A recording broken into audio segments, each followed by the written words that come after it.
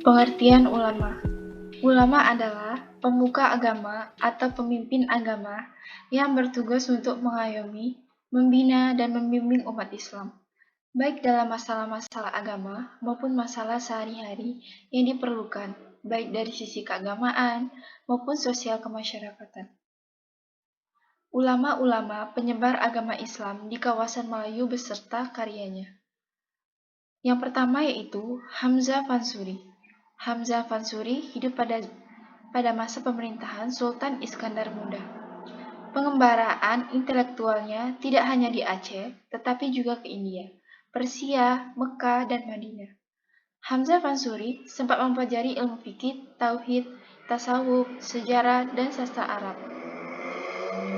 Adapun karya Hamzah Fansuri, yaitu karya Hamzah yang terkenal, antara lain yang pertama, Asraul Arifin min Bayam, Ilmi Suluk wa Tauhid, yang membahas masalah-masalah ilmu tauhid dan ilmu tahariyat. Kedua, Syarabul Asyikin, yang membicarakan masalah-masalah tarikat, syariat, hakikat, dan makrifat.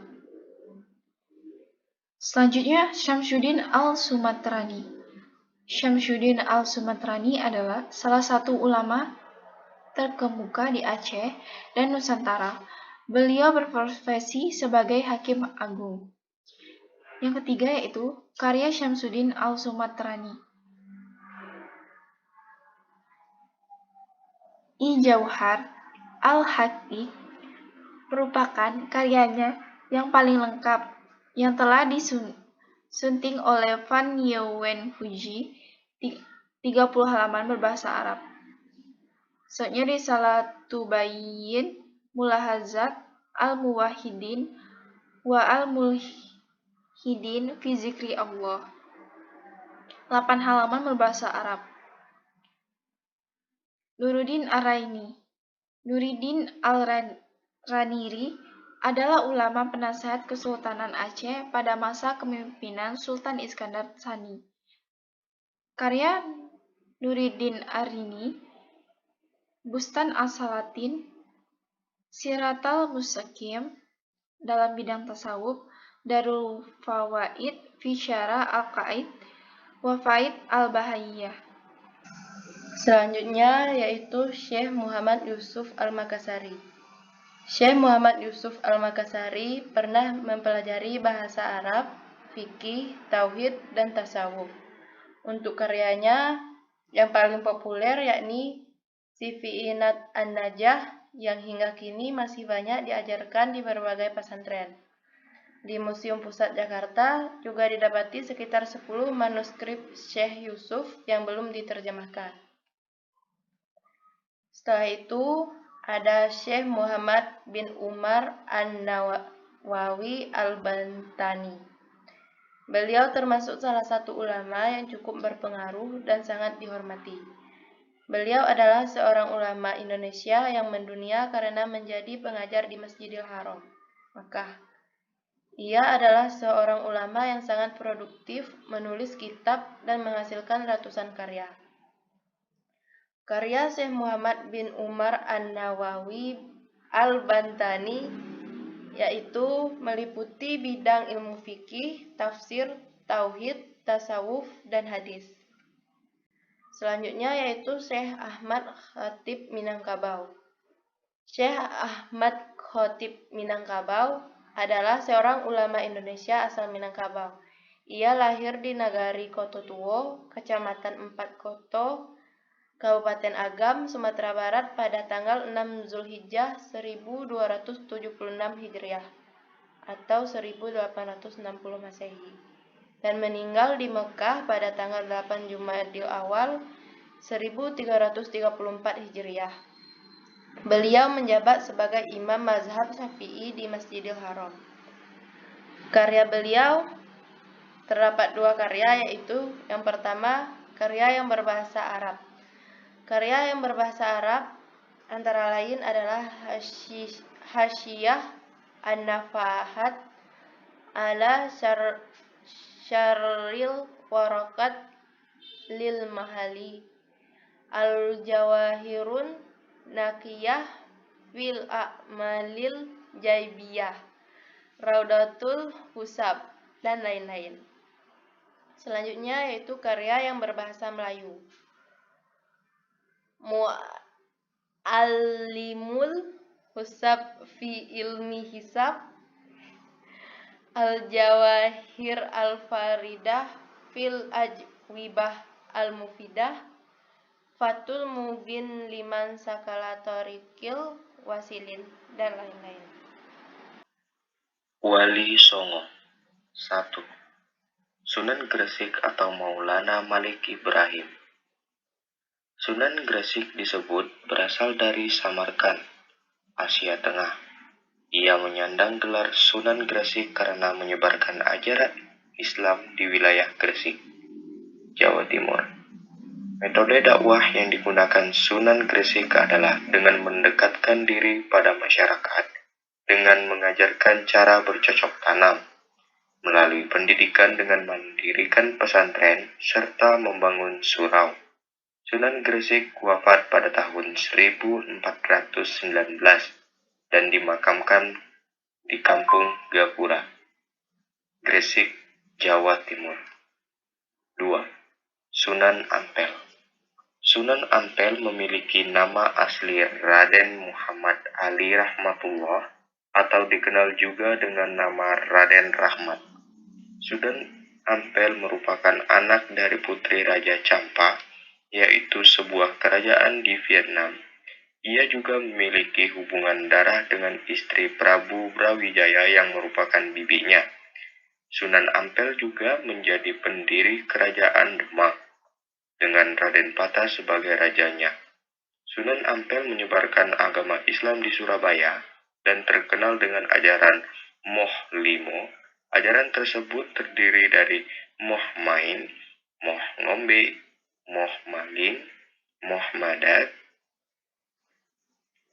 dan Moh Madon.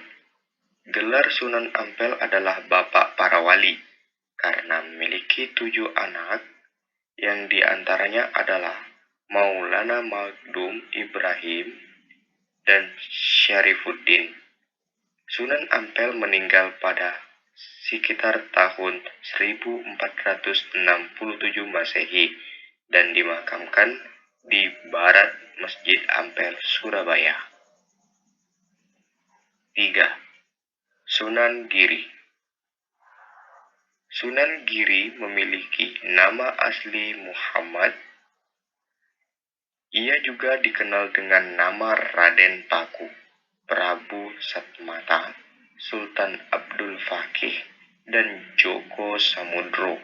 Ia merupakan putra mubalik asal Asia Tengah, Maulana Ishak, yang menikah dengan Dewi Sekardadu, anak dari Menak Sembuyut.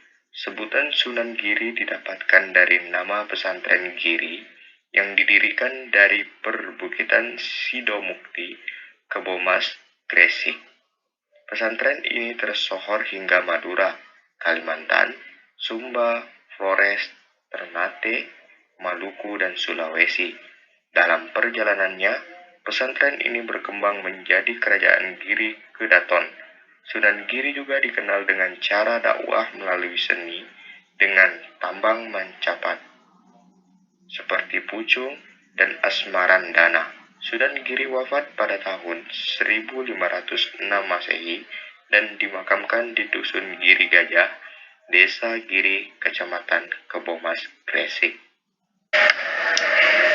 4. Sunan Bonang. Sunan Bonang memiliki nama asli Maulana Magdum Ibrahim yang merupakan putra dari Sunan Ampel.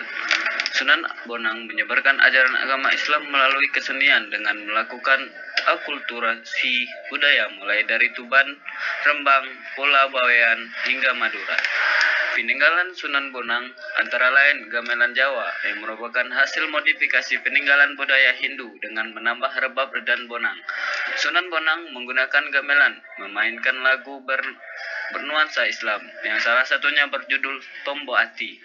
Sunan Bonang wafat pada tahun 1525 Masehi. Namun, makamnya ada di dua tempat. Yang pertama terletak di sebelah barat Masjid Agung Tuban dan yang kedua di Pulau Bawean.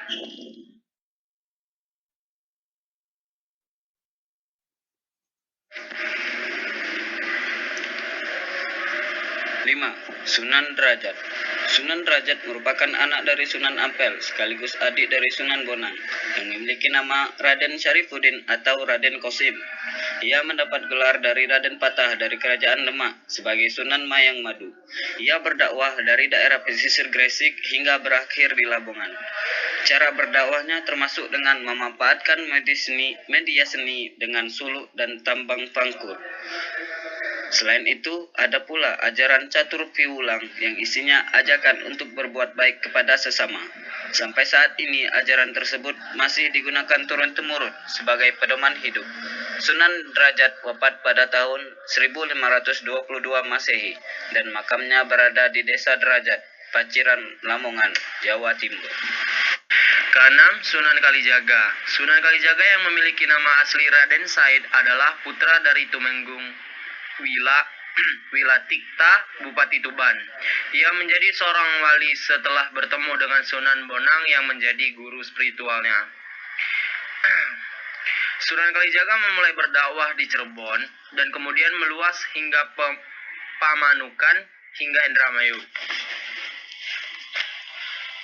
Sunan Kalijaga juga dikenal dengan cara dakwahnya yang menggunakan kearifan lokal termasuk kesenian melalui media wayang. Sunan Kalijaga wafat pada 1513 Masehi dalam usia 131 tahun dan dimakamkan di Desa Kadilangu, Demak, Jawa Tengah. Ketujuh, Sunan Muria. Sunan Muria yang memiliki nama asli Raden Umar Said juga dikenal sebagai Raden Purwoto. Ia turut berperan dalam berdirinya Kerajaan Demak bersama Raden Patah. Nama Sunan Muria diambil dari tempat ia tinggal di lereng Gunung Muria, sebelah utara Kudus. Wilayah yang ia kunjungi untuk berdakwah mencakup Jepara, Trayu, Juwana, hingga sekitar Kudus dan Pati. Ia berdakwah dengan mengajarkan cara berdagang, bercocok tanam, dan melaut, serta melalui kesenian gamelan. Dalam hal kesenian, Sunan Muria menciptakan tambang Macapat, yakni Sinom dan Kinanti. Sunan Muria wafat pada tahun 1551 Masehi dan lokasi makamnya berada di Desa Colo, Kecamatan Dawe, Kabupaten Kudus. Kedelapan, Sunan Kudus. Sunan Kudus memiliki nama asli Jafar Sadik atau Sayyid Jafar Sadik Asmat Khan dan dikenal dengan panggilan Raden Undung. Sunan Kudus pernah berperan di Kerajaan Demak sebagai panglima perang, hakim, dan penasihat bagi Arya Penangsang. Keunikan dakwah Sunan Kudus adalah dengan menggunakan sapi yang disebut kebo gumarang. Sapi India itu ia letakkan di perkarangan rumah sehingga masyarakat yang mayoritasnya beragama Hindu tertarik mendatanginya dengan cara toleransi dengan melarang untuk menyembelih sapi dan menggantinya dengan kerbau. Sunan Kudus berhasil membuat masyarakat mau mengikuti ajaran Islam. Selain itu, dalam hal seni, Sunan Kudus berdakwah dengan menciptakan tambang Macapat, yakni gending, mas kumambang, dan mijil. Sunan Kudus wafat sekitar tahun 1550 Masehi dan dimakamkan di lingkungan Menara Kudus.